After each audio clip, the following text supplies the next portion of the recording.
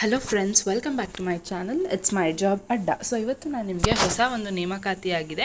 So ನೀವು ನೋಡ್ಬೋದು, KEAಯಿಂದ ಆಗಿರ್ಬೋದು, KPSCಯಿಂದ ಆಗಿರ್ಬೋದು, ತುಂಬ ಒಂದು ನೇಮಕಾತಿಯ ಪ್ರಕ್ರಿಯೆಗಳು ನಡೀತಾ ಇದೆ. ಸೊ ಅರ್ಜಿಗಳು ಯಾರ್ಯಾರು ಸಲ್ಲಿಸಬೇಕು ಅಂತಿದ್ದೀರೋ ದಯವಿಟ್ಟು ಸಲ್ಲಿಸ್ತಾ ಹೋಗಿ. ಹಾಗೂ ಹೇಗೆ ಸಲ್ಲಿಸಬೇಕು ಅನ್ನೋದನ್ನು ಕೂಡ ನಾನು ನಿಮಗೆ ಮುಂಬರುವ ವಿಡಿಯೋಗಳಲ್ಲಿ ಹೇಳ್ತೀನಿ. ಯಾಕೆಂದರೆ for example land survey officers ಆಗಿರ್ಬೋದು, ಮತ್ತು ವಿ ಒ ಸದ್ಯಕ್ಕೆ ಅಂದರೆ ವಿಲೇಜ್ ಅಕೌಂಟೆಂಟ್ ಸದ್ಯಕ್ಕೆ ಹೋಲ್ಡಲ್ಲಿದೆ. ಬಟ್ ಈಗ ಬೇರೆ ಎಲ್ಲಾನು ಹುದ್ದೆಗಳದ್ದು ಕರಿತಾ ಇದೆ. ಅದಕ್ಕೆಲ್ಲದ್ರದ್ದು ವಿಡಿಯೋ ಮಾಡಿ ಹಾಕ್ತೀನಿ. ಬಟ್ ಆದಷ್ಟು ಬೇಗ ನನ್ನ ಚಾನಲ್ನ ನೀವು ಲೈಕ್ ಮಾಡಿ ಹಾಗೂ ನನ್ನ ಚಾನಲ್ಗೆ ಸಬ್ಸ್ಕ್ರೈಬ್ ಆಗಿ. ಸೊ ಆದಷ್ಟು ಎಲ್ಲ ವೀಡಿಯೋಸ್ ಇವತ್ತು ಇಲ್ಲ ನಾಳೆ ಒಳಗಡೆ ತುಂಬ ವೀಡಿಯೋಸು ಬರುತ್ತೆ, ಅದನ್ನು ನೋಡ್ಕೊಳ್ಳಿ. ಸೊ ಈ ಒಂದು ವಿಡಿಯೋ ಬಂದು PDO ಒಂದು ಹುದ್ದೆಯ ಒಂದು ಅರ್ಜಿಗೆ ಇಲ್ಲಿ ಕರೆದಿದ್ದಾರೆ. ಎಷ್ಟು ಅಂತಂದರೆ 150 ಹುದ್ದೆಗಳು ಇಲ್ಲಿ ಕರೆದಿರೋದು. ಬಟ್ ನಮ್ಮ ಒಂದು ಇದ್ರ ಪ್ರಕಾರ ಇಲ್ಲಿ ಜಾಸ್ತಿ ಇರಬೇಕಿತ್ತು. ಬಟ್ ಆದರೆ 150 ಹುದ್ದೆಗಳಿಗೆ ಅವರಿಲ್ಲಿ ಸದ್ಯಕ್ಕೆ PDO ಒಂದು ಪೋಸ್ಟ್ಗಳಿಗೆ ಅಂದರೆ ಗ್ರೂಪ್ C ಹುದ್ದೆಗಳಿಗೆ ಇಲ್ಲಿ ಕರೆದಿದ್ದಾರೆ. ಓಕೆನಾ. ಸೊ ಇದ್ರ ನೋಟಿಫಿಕೇಷನ್ ಇದು ನೀವು ನೋಡ್ಬೋದು. ಇಲ್ಲಿ ಆನ್ಲೈನ್ ಮೂಲಕನೇ ನೀವಿಲ್ಲಿ ಅರ್ಜಿನ ಸಲ್ಲಿಸಬೇಕಾಗುತ್ತೆ. ಇದಕ್ಕೆ ಗ್ರಾಮೀಣಾಭಿವೃದ್ಧಿ ಮತ್ತು ಪಂಚಾಯತ್ ರಾಜ್ ಇಲಾಖೆ ಅಲ್ಲಿ ನೀವು ಪಂಚಾಯತ್ ಅಭಿವೃದ್ಧಿ ಅಧಿಕಾರಿಯಾಗಿ ನೀವಿಲ್ಲಿ ಹುದ್ದೆಗೆ ಒಂದು ಇದು ಪದ ಅಂದರೆ ನೀವು ಆ ಹುದ್ದೆ ಹೆಸರದು. ಓಕೆನಾ. ಹುದ್ದೆ ಸಂಖ್ಯೆ ಬಂದು 150 ಇದೆ. ಇದು ಬಂದು ಗ್ರೂಪ್ C ಹುದ್ದೆ ಆಗಿರುತ್ತೆ. ನಿಮಗೆ ವೇತನ ಶ್ರೇಣಿ ಬಂದು 37,000ದಿಂದ 70,000ವರೆಗೂ ವೇತನ ಶ್ರೇಣಿ ಇಲ್ಲಿ ಇರುತ್ತೆ. ಓಕೆ. ನೆಕ್ಸ್ಟ್ ಬಂದು ಅರ್ಜಿ ಸ್ವೀಕರಿಸುವ ಕಾಲಾವೃತ್ತಿ ಅಂದರೆ ಯಾವತ್ತಿಂದ ಅರ್ಜಿ ಪ್ರಾರಂಭ ಆಗುತ್ತೆ ಅಂದರೆ 15/4/2024 ಆಗಿರುತ್ತೆ. ಹಾಗೂ ಕೊನೆಯ ದಿನಾಂಕ ಬಂದು 15/5/2024 ಕೊನೆಯ ದಿನಾಂಕ ಆಗಿರುತ್ತೆ.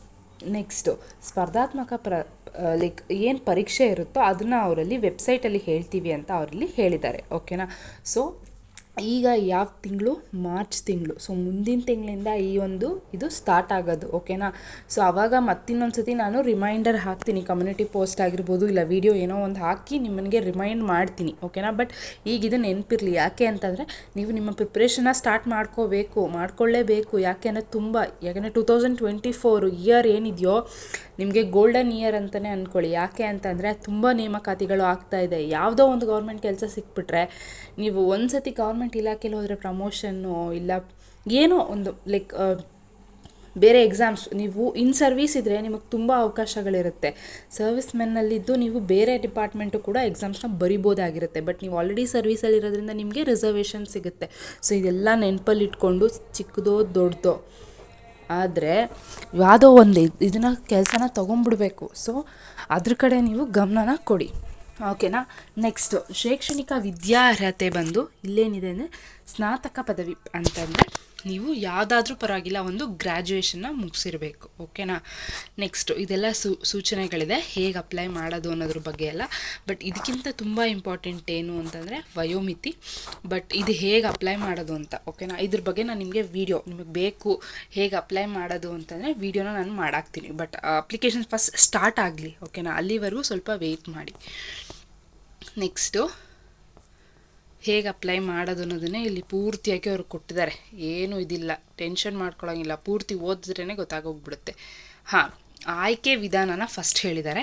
ಸೊ ನಿಮ್ಗೆ ಆಲ್ರೆಡಿ ಗೊತ್ತು, KPSC ಆಗಿರ್ಬೋದು, KEA ಆಗಿರ್ಬೋದು, ಯಾವುದೇ ಪರೀಕ್ಷೆನ ನಡೆಸಿದ್ರು ಮೊದಲನೇದು ಬಂದು ಕನ್ನಡ ಭಾಷಾ ಪರೀಕ್ಷೆ ಇರುತ್ತೆ. ಅದು ಕಡ್ಡಾಯವಾಗಿ ನೀವು ಬರೀಲೇಬೇಕಾಗುತ್ತೆ. ಸೊ ಯಾವುದಾದ್ರೂ ಒಂದು ಸತಿ ನೀವು ಪಾಸಾಗಿದ್ರೆ ಸಾಕು. ಬಟ್ ಒಂದು ಸತಿನಾದರೂ ನೀವು ಕಡ್ಡಾಯ ಕನ್ನಡ ಪರೀಕ್ಷೆನ ಪಾಸಾಗಿರಬೇಕಾಗಿರುತ್ತೆ. ಸೊ ಫಸ್ಟ್ ಅದಿರುತ್ತೆ. ನೆಕ್ಸ್ಟ್ ಅದಾದಮೇಲೆ ನಿಮಗೆ ಸ್ಪರ್ಧಾತ್ಮಕ ಪರೀಕ್ಷೆನ ನಿಮಗಿಲ್ಲಿ ನಡೆಸ್ತಾರೆ. ಇದು ಬಂದು ಲಿಖಿತ ಪರೀಕ್ಷೆ ಇರುತ್ತೆ. ಇದು 100 ಅಂಕಗಳಿಗೆ ಇರುತ್ತೆ. ಇದಕ್ಕೆ ನಿಮಗೆ ನೆಗೆಟಿವ್ ಮಾರ್ಕಿಂಗ್ ಕೂಡ ಇರುತ್ತೆ. ಓಕೆನಾ. ನೆಕ್ಸ್ಟು ಇದಕ್ಕೆ ಪಠ್ಯಕ್ರಮ ಏನು ಅಂತ ನೀವು ಕೇಳ್ತೀರಾ. ಸೊ ಫಸ್ಟ್ನೇ ಪೇಪರ್ ಬಂದು ಸಾಮಾನ್ಯ ಜ್ಞಾನದ ಒಂದು ಇದಿರುತ್ತೆ, ಪೇಪರ್ ಇರುತ್ತೆ. ಇಲ್ಲಿ ನೀವು ಗರಿಷ್ಠ ಅಂಕ ಒಂದು 100 ಅಂಕಗಳಿಗೆ ನೀವು ಇಲ್ಲಿ ಪರೀಕ್ಷೆನ ಬರಿತೀರಾ ಮತ್ತು 1.5 ಗಂಟೆ ನಿಮಗೆ ಟೈಮ್ ಇರುತ್ತೆ. ಓಕೆನಾ. ಸೊ ನಿಮಗೆ ಬ್ರೀಫಾಗಿ ಇದು ಹೇಳಬೇಕು ಅಂತಂತಂದರೆ ಗ್ರೂಪ್ C ಅಥವಾ ಗ್ರೂಪ್ B ಹುದ್ದೆಗಳಿಗೆ ಏನಿದೆಯೋ ಸಿಲೆಬಸ್ಸು ಸೇಮ್ ಇದೆ. ಇದು ನಿಮಗೆ ಒಂದು ಕಡೆ ಪ್ಲಸ್ ಪಾಯಿಂಟು ಆಗುತ್ತೆ, ಒಂದು ಕಡೆ ನೆಗೆಟಿವು ಆಗುತ್ತೆ. ಯಾಕೆ ಅಂತಂತಂದರೆ PDOದವ್ರಿಗೆ ಪಂಚಾಯತ್ ಡೆವಲಪ್ಮೆಂಟ್ ಇದಕ್ಕೆ ಅಂತಲೇ ನಿಮಗೊಂದು ಪೇಪರ್ ಇತ್ತು, ಸ್ಪೆಸಿಫಿಕ್ ಪೇಪರ್. ಬಟ್ ಈ ಸತಿ ಅದಿಲ್ಲ. ತುಂಬ ಜನ ಅದಕ್ಕೆ ಕಷ್ಟಪಟ್ಟು ಓದ್ತಿರ್ತೀರ. ಬಟ್ ಇದು ಏನು ಅಂತಂತಂದರೆ ಸಿಲೆಬಸ್ ನೀವು ನೋಡ್ಕೋಬೋದು, ಸೋಷಿಯಲ್ ಆಗಿರ್ಬೋದು, ಸೈನ್ಸ್ ಆಗಿರ್ಬೋದು, ಎಲ್ಲ ಇರೋದ್ರಿಂದ, ಕರೆಂಟ್ ಅಫೇರ್ಸ್ ಇವೆಲ್ಲ ಇರೋದ್ರಿಂದ ನಿಮಗೇನು ಅಂತಂದರೆ ಎಲ್ಲ ಎಕ್ಸಾಮ್ಸ್ಗೂ ಇದೇ ಸಿಲೆಬಸ್, ಆಲ್ಮೋಸ್ಟ್ ಇದೇ ಸಿಲೆಬಸ್ ಇರೋದ್ರಿಂದ ನಿಮಗೆ ತುಂಬ ಈಸಿ ಆಗುತ್ತೆ ಪ್ರಿಪ್ರೇಷನ್. ಅದಕ್ಕೆ ಸಪ್ರೇಟ್ ಇದಕ್ಕೆ ಸಪ್ರೇಟ್ ಮಾಡೋ ನೆಸೆಸಿಟಿ ಇರಲ್ಲ. ಒಂದು ಸತಿ ಕುತ್ಕೊಂಡು ನೀಟಾಗಿ ಪ್ರಿಪರೇಷನ್ ಮಾಡೋದನ್ನ ಸ್ಟಾರ್ಟ್ ಮಾಡಿಕೊಂಡ್ರೆ ಆರಾಮಾಗಿ ನೀವು ಕ್ರ್ಯಾಕ್ ಮಾಡ್ಬೋದು ಎಕ್ಸಾಮ್ಸ್ಗಳನ್ನ. ಹೇಳ್ತಿದ್ದೀನಲ್ಲ, ಗೋಲ್ಡನ್ ಏಜ್, ಗೋಲ್ಡನ್ ಪೀರಿಯಡ್ ಇದು ನಿಮಗೆ 2024. ಆದರೆ ನೀವು ನಿಮ್ಮ ಒಂದು ಎಫರ್ಟ್ಸ್ ಹಾಕಿ ನೀವು ಅದನ್ನು ಮಾಡ್ಕೋಬೇಕು ಅಷ್ಟೇನೆ. ಆಗಿದೆ, ಮಾಡಿದ್ದೀನಿ, ಅಪ್ಲೈ ಮಾಡಿದ್ದೀನಿ ಅಂದ್ಬಿಟ್ರೆ ಆಗಲ್ಲ. ಕಾಲ್ ಆಗಿದೆ, ನಾನು ಅಪ್ಲೈ ಮಾಡಿದ್ದೀನಿ ಅಂದರೆ ಆಗಲ್ಲ. ಅದಕ್ಕೆ ನೀವು ಎಫರ್ಟ್ಸ್ ಹಾಕಿ ನೀವು ನಿಮ್ಮ ಒಂದು ಕೆಲಸಗಳನ್ನ ಓದ್ಕೋಬೇಕು. ಓಕೆನಾ. ನೆಕ್ಸ್ಟು ಫಸ್ಟ್ನೇ ನೋಡೋದಾದರೆ ಪ್ರಚಲಿತ ಅಂದರೆ ಕರೆಂಟ್ ಅಫೇರ್ಸ್ನ ಓದಬೇಕು. ಸಾಮಾನ್ಯ ವಿಜ್ಞಾನ ವಿಷಯ ಅಂತಂದರೆ ಜನರಲ್ ಸೈನ್ಸ್ ಆಗಿರ್ಬೋದು, ಅಂತಂದರೆ ಅದರಲ್ಲಿ ಫಿಸಿಕ್ಸು, ಬಯಾಲಜಿ, ಕೆಮಿಸ್ಟ್ರಿ ಎಲ್ಲ ಇನ್ಕ್ಲೂಡ್ ಆಗುತ್ತೆ, ಎನ್ವೈರನ್ಮೆಂಟಲ್ ಸೈನ್ಸ್ ಎಲ್ಲ ಇನ್ಕ್ಲೂಡ್ ಆಗುತ್ತೆ. ಸೊ NCERT ಪುಸ್ತಕಗಳನ್ನ ನೀವು 5ನೇ ಕ್ಲಾಸಿಂದ 10ನೇ ಕ್ಲಾಸ್ವರೆಗೂ ಓದಿದ್ರೆ ಎಲ್ಲ ಇಲ್ಲಿ ಕವರ್ ಆಗುತ್ತೆ. ನೆಕ್ಸ್ಟು ಭೂಗೋಳಶಾಸ್ತ್ರ, ಸಮಾಜ ವಿಜ್ಞಾನ ವಿಷಯಗಳು ಅಂದರೆ ಸೋಷಿಯಲ್ ಸೈನ್ಸ್ ಆಗಿರ್ಬೋದು, ಹಿಸ್ಟ್ರಿ, ಪೊಲಿಟಿಕ್ಸು, ಜಿಯೋಗ್ರಫಿ ಎಲ್ಲನೂ ಓದಬೇಕಾಗುತ್ತೆ ಇಲ್ಲಿ. ಓಕೆನಾ. ಎಕನಾಮಿಕ್ಸನ್ನು, ಪೊಲಿಟಿ ಎಲ್ಲ. ಭಾರತೀಯ ಸಮಾಜ ಮತ್ತು ಅದರ ಬೆಳವಣಿಗೆಗಳ ಇತಿಹಾಸದ ವಿಷಯಗಳು, ಭಾರತ ಮತ್ತು ಕರ್ನಾಟಕದ ಇತಿಹಾಸ. ಸೊ ವೆರಿ ಇಂಪಾರ್ಟೆಂಟ್ ಎಲ್ಲದರಲ್ಲೂ ಏನು ಅಂತಂತಂದರೆ ಇಂಡಿಯನ್ ಹಿಸ್ಟ್ರಿ ಮತ್ತು ಕರ್ನಾಟಕ ಹಿಸ್ಟ್ರಿ. ಸೊ ಓದಬೇಕು ನೀವು ಇದನ್ನು. ಓಕೆನಾ. ಬುಕ್ಸ್ ಬೇಕು ಅಂತಂತಂದರೆ ಯಾವ ಬುಕ್ಸನ್ನ ರೆಫರ್ ಮಾಡಬೇಕು ಅಂತಂತಂದರೆ ನಾನು ಆಲ್ರೆಡಿ ವಿಡಿಯೋ ಮಾಡಿದ್ದೀನಿ. ಬಟ್ ಸ್ಟಿಲ್ ನಿಮ್ಗೆ ಇದಕ್ಕೂ PDOಗೆ ಸಪ್ರೇಟ್ ಬುಕ್ಸ್ ಲಿಸ್ಟ್ ಬೇಕು ಅಂತಂದರೆ ದಯವಿಟ್ಟು ಕಮೆಂಟ್ ಸೆಷನಲ್ಲಿ ತಿಳಿಸಿ, ವಿಡಿಯೋನ ಮಾಡಿ ಹಾಕ್ತೀನಿ. ಓಕೆನಾ. ಆದರೆ ನೀವು ನಿಮ್ಮ ಎಫರ್ಟ್ಸ್ನ ಹಾಕಿ. ಓಕೆ. ಭಾರತ ಸಂವಿಧಾನ ಮತ್ತು ಸಾರ್ವಜನಿಕ ಆಡಳಿತ. ಓಕೆನಾ. ಪಬ್ಲಿಕ್ ಅಡ್ಮಿನಿಸ್ಟ್ರೇಷನ್ ಬಗ್ಗೆ ತುಂಬ ಕ್ವಶನ್ಸ್ ಕೇಳ್ತಿದ್ದಾರೆ. ಸೊ ಪಬ್ಲಿಕ್ ಅಡ್ಮಿನಿಸ್ಟ್ರೇಷನ್ ಕೂಡ ಗಮನ ಇಟ್ಟು ಓದ್ಕೊಳ್ಳಿ. ಪ್ರಾಯೋಗಿಕ ಜ್ಞಾನ ಮತ್ತು ಭೌತಿಕ ಸಾಮರ್ಥ್ಯದ ವಿಷಯ. ಓಕೆನಾ. ಇದು ಬಂದು ನಿಮಗೆ SLC ಮಟ್ಟದಲ್ಲಿ ಇರುತ್ತೆ.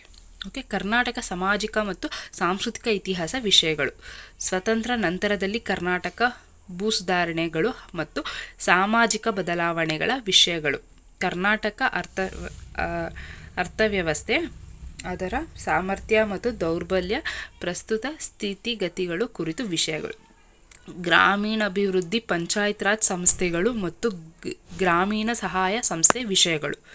ನೆಕ್ಸ್ಟು ಕರ್ನಾಟಕ ಪರಿಣಾಮಕಾರಿ ಆಡಳಿತ.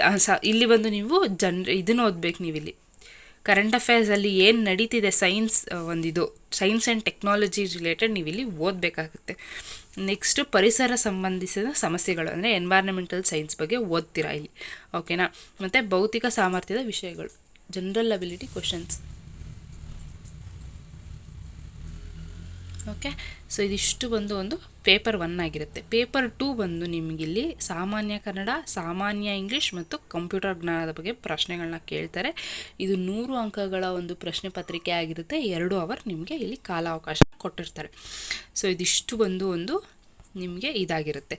ನೆಕ್ಸ್ಟ್ ವಯೋಮಿತಿ ನೋಡೋದಾದರೆ ಸಾಮಾನ್ಯ ಅರ್ಹತೆಯವ್ರಿಗೆ 35 ವರ್ಷ ಗರಿಷ್ಠ ವಯೋಮಿತಿ, 2A 2B 3A 3B ಅವ್ರಿಗೆ 38 ವರ್ಷ ಗರಿಷ್ಠ ವಯೋಮಿತಿ, ಮತ್ತು ಪರಿಶಿಷ್ಟ ಜಾತಿ, ಪರಿಶಿಷ್ಟ ವರ್ಗ ಮತ್ತು ಪ್ರವರ್ಗ 1 ಅವ್ರಿಗೆ 40 ವರ್ಷ ಗರಿಷ್ಠ ಒಂದು ವಯೋಮಿತಿ ಇರುತ್ತೆ.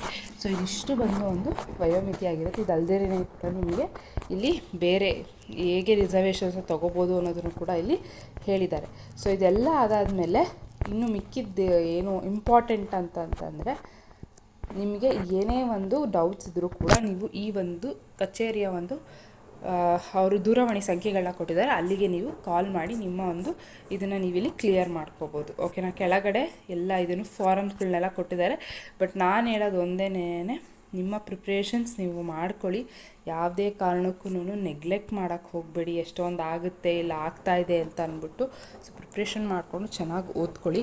ಏನೇ ಇದ್ದಿದ್ರು, ಡೌಟ್ಸ್ ಇದ್ದರೂ, ಇಲ್ಲ ಏನೇ ಮುಂದೆ ಏನು ವೀಡಿಯೋ ಹಾಕಬೇಕು ಅನ್ನೋದು ನಿಮ್ಮ ತಲೆಯಲ್ಲಿದ್ದರೆ ಅದನ್ನು ದಯವಿಟ್ಟು ಕಮೆಂಟ್ ಸೆಷನಲ್ಲಿ ಹೇಳಿ, ನಾನು ವೀಡಿಯೋನ ಮಾಡಿ ಹಾಕ್ತೀನಿ. ಬಟ್ ಅದಕ್ಕಿಂತ ಮುಂಚೆ ನಿಮ್ಮ ಫ್ರೆಂಡ್ಸ್ ಯಾರು ಇರ್ತಾರೋ ಅವರು ಪ್ರಿಪ್ರೇಷನ್ ಮಾಡ್ಕೊಳ್ಳಿ ಅನ್ನೋದು ಕಾರಣಕ್ಕೋಸ್ಕರ, ಎಚ್ಚರಗೊಳ್ಳೋಕ್ಕೋಸ್ಕರ ಈ ಒಂದು ವೀಡಿಯೋನ ಅವ್ರಿಗೆ ಶೇರ್ ಮಾಡಿ. ನಿಮ್ಮ ಫ್ಯಾಮಿಲಿ ಮೆಂಬರ್ಸ್ ಆಗಿರ್ಬೋದು, ಫ್ರೆಂಡ್ಸ್ ಆಗಿರ್ಬೋದು, ಯಾರ್ಯಾರು ಕೆಲಸ ಹುಡುಕ್ತಿರ್ತಾರೆ ಅವ್ರಿಗೆ ಇದೊಂದು ವೀಡಿಯೋನ ಶೇರ್ ಮಾಡಿ ಹೆಲ್ಪ್ ಆಗುತ್ತೆ. ಸೊ ಈ ಒಂದು ವಿಡಿಯೋ ನೋಡಿದ್ದಕ್ಕೋಸ್ಕರ ಧನ್ಯವಾದಗಳು. All the best for your preparation and congratulations. ತುಂಬ ಜನ PDO ಪೋಸ್ಟ್ಗಳಿಗೆ ಕಾಯ್ತಾ ಇದ್ರಿ. ಸೊ ಆಗಿದೆ, ದಯವಿಟ್ಟು ಓದ್ಕೊಳ್ಳಿ. ಓಕೆ. ಧನ್ಯವಾದಗಳು. ನನ್ನ ಚಾನಲ್ನ ಸಬ್ಸ್ಕ್ರೈಬ್ ಮಾಡ್ಕೊಳ್ಳಿ ಹಾಗೂ ಲೈಕ್ ಮಾಡಿ ವಿಡಿಯೋನ.